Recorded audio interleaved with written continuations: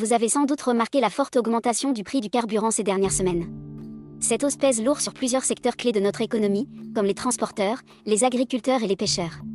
Pour y répondre, le gouvernement a décidé de lancer un plan d'aide exceptionnel de 70 millions d'euros, spécifiquement destiné à ces professionnels. Dans cette vidéo, on va décortiquer ensemble ce dispositif, qui est concerné, comment ça fonctionne, et surtout, quelles limites il présente. Salut, c'est Jana, ravie de vous retrouver. Avant de commencer, un grand merci à mes 94 abonnés, votre soutien est précieux, et ça me motive à vous apporter toujours plus d'infos claires et utiles. Alors, plongeons dans le détail de ces aides à l'essence, et découvrons ce que l'État met en place pour alléger cette facture qui pèse de plus en plus. Le gouvernement vient d'annoncer un plan d'aide exceptionnel d'environ 70 millions d'euros pour le mois d'avril.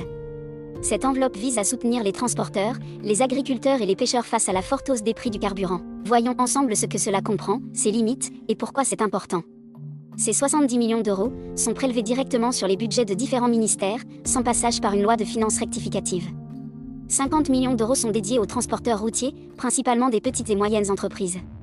14 millions iront aux agriculteurs. 5 millions sont destinés aux pêcheurs. Les agriculteurs bénéficient d'un allègement sur le carburant non routier, appelé GNR. Cela prend la forme d'une baisse des droits d'accise, soit une remise équivalente à environ 20 centimes par litre. Cette aide se traduit par un remboursement rétroactif sur la consommation d'avril. L'État estime le coût à 14 millions d'euros, précisant que chaque centime de taxe qui aurait dû revenir à l'État reste dans la poche des agriculteurs. Les pêcheurs recevront aussi une aide équivalente à une remise de 20 centimes par litre de carburant, mais sous forme de remboursement sur facture, pas directement à la pompe. Ce dispositif vise à permettre aux navires de continuer à sortir en mer malgré la flambée des prix du gazole. Pour avril, le budget alloué est d'environ 5 millions d'euros. Cette décision intervient dans un contexte de forte tension sur les prix de l'énergie, en grande partie liés aux conflits internationaux, notamment au Moyen-Orient. Ces hausses pèsent lourdement sur des secteurs très dépendants du carburant, comme le transport, l'agriculture et la pêche. Le gouvernement mise sur des aides ciblées, sectorielles et renouvelables chaque mois, pour éviter un dispositif trop généraliste comme le bouclier tarifaire de 2022.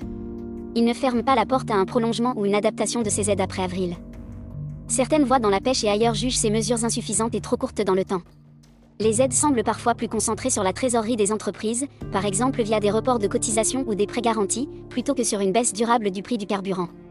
Enfin, en comparaison avec d'autres pays d'Europe, comme l'Italie ou l'Espagne, où les remises par litre sont plus importantes, certains ressentent que la France soutient moins ses professionnels. Si cette vidéo vous a apporté quelques réponses, n'hésitez pas à l'aimer, la partager et à vous abonner à la chaîne.